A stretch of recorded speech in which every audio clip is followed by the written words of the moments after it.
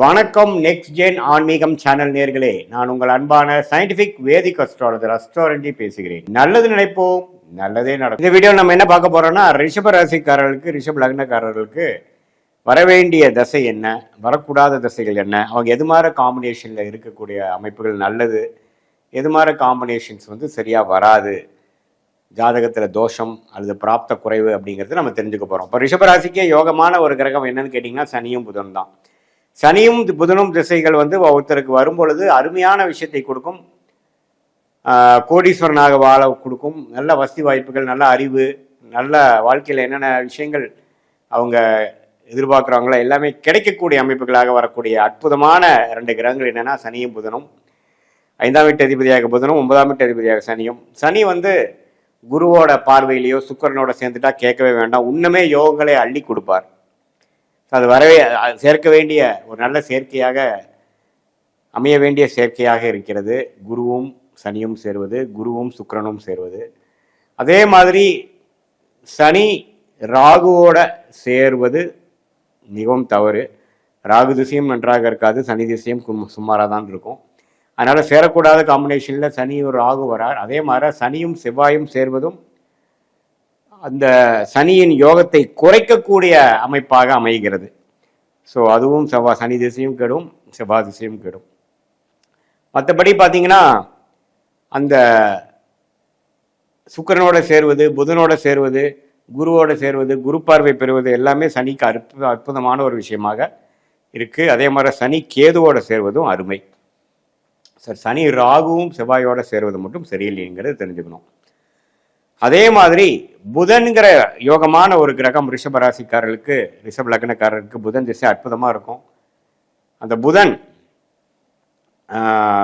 குருவின் பார்வை பெறும் பொழுது அற்புதம், சுக்கிரனோட சேர்ந்திருக்கும் பொழுது அற்புதம். ஒரு பௌர்ணமி சந்திரனின் பார்வை கண்டிப்பாக பெற முடியாது இல்லைங்களா? ஏன்னா புதன் பெறலாம், அமாவாசை சந்திரனோட தான் சேர முடியாது. ஏன்னா பார்த்தீங்கன்னா புதன் சூரியன் சுக்கிரனுங்கிற முட்கூட்டு கிரகமாக இருக்கிறனால அமாவாசை சந்திரனாக இருக்கும் பொழுது நம்ம ஒரு பாதிப்பு பெறக்கூடிய அமைப்பு புதனுக்கும், பௌர்ணமி சந்திரனாக இருக்கக்கூடிய அமைப்பு புதனுக்கு நல்ல ஒரு அமைப்பும் கொடுக்கும். நல்ல புத்திசாலியாகவும் அறிவு ஜீவியாகவும் இருக்கக்கூடிய அமைப்புகள் வருது. வாழ்க்கையில் நல்லா உயரக்கூடிய அமைப்புகள் இருக்கு. ஸோ குரு சுக்கிரன் பௌர்ணமி சந்திரனின் தொடர்பு வரும் பொழுது அற்புதமான விஷயங்கள் கண்டிப்பாக உண்டு.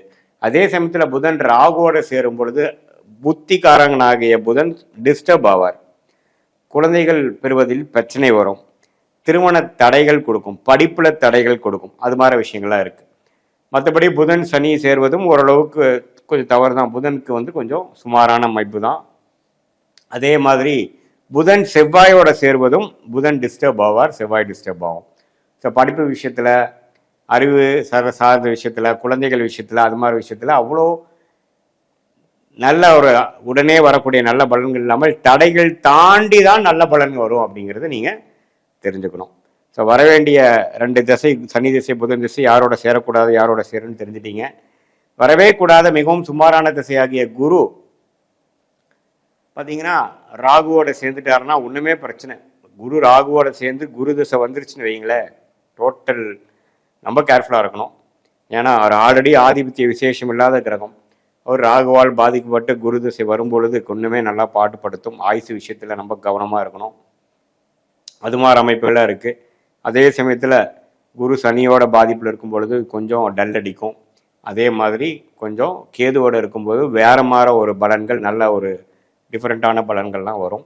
அது தப்பு இல்லை. எப்படி போயிட்டு இருக்கு, எது மாதிரி லக்னத்தில் பிறந்தீங்க, எது மாதிரி ராசியில் பிறந்தீங்க, உங்களுடைய ரிஷபராசிக்கு தகுந்த மாதிரி அமைப்புகள் எப்படி இருக்கு, எந்தெந்த கிரகங்கள் எப்படி இருக்கு, சனி திசை குரு திசை புதன் திசைங்கிற யோக திசைகள் வருகிறதா, அல்லது உங்களுக்கு அவயோக திசை குரு திசை தான் வருதா, அந்த குரு திசை எப்படி பாதிக்கப்பட்டிருக்கு. நல்ல காம்பினேஷன் நாம பேசின குருச்சந்திர யோகம், குருமண்டல யோகம், அந்த சுக்கிரனும் செவ்வாயும் சேருவதும் பார்த்தீங்கன்னா செவ்வாய்க்கு நல்லது. அது மாதிரி நல்ல யோகங்களாக இருக்கா, அல்லது புனர்ப்பு தூஷம் என்று சொல்லப்படுகிற சந்திரன் சனி சேர்வது, ராகு சனி சேர்வது, புதன் ராகு சேர்வது, அதே மாதிரி குரு ராகு சேர்வது, அது மாதிரி விஷயங்கள்லாம் இருக்காங்கிறது நீங்களே உங்கள் ஜாதகத்தில் பார்த்து அது பிரகாரம் பிராப்தங்களை தெரிந்து கொள்ளலாம்.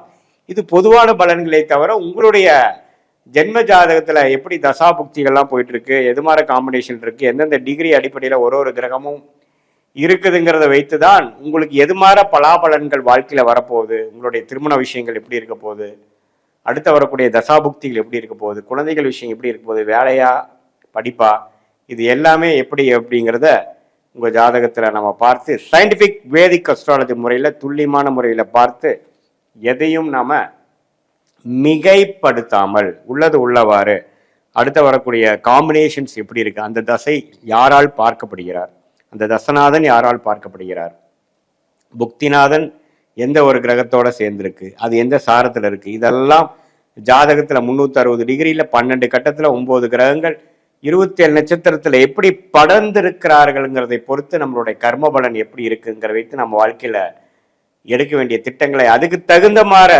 நம்ம அலைன் பண்ணிட்டோம்னா வாழ்க்கையில் எந்த விதத்திலையும் நம்ம போராட்டங்கள் பண்ணாமல் எந்த நம்மளுடைய காம்பினேஷன்ஸ் எப்படி இருக்கோ, எது மாதிரி தோஷங்கள் இருக்குது, எது மாதிரி பிராப்தங்கள் நம்ம ஜாதகத்தில் இருக்கோ அதுக்கு தகுந்த மாதிரி ஒரு வாழ்க்கையில் செய்யக்கூடிய ஒரு தொழிலாக இருக்கட்டும், ஹையர் ஸ்டடீஸாக இருக்கட்டும், வேலை வாய்ப்பாக இருக்கட்டும், திருமணமாக இருக்கட்டும், வாழ்க்கையில் எந்த நேரத்தில் எது எடுக்கலாங்கிற முடிவாக இருக்கட்டும், அதெல்லாம் அப்படி பிரகாரம் நம்ம எடுக்கும் பொழுது வாழ்க்கையில் நம்ம எந்த விதத்திலும் முரண்பாடான விஷயங்கள் போடாமல் எதிர்நீச்சல் போடாமல் சயின்டிஃபிக் வேதிக் அஸ்ட்ராலஜி முறையில் நம்மளுடைய ஜாதகத்தில் இருக்கக்கூடிய காம்பினேஷன் என்னங்கிறது துல்லியமாக தெரிந்து கொண்டு அதுக்கு தகுந்த மாதிரி வாழ்க்கையை நடத்தி கொண்டு வாழ்க்கையில் எளிதில் வெற்றி பெற முடியும் என்று சொல்ல விரும்புகிறேன்.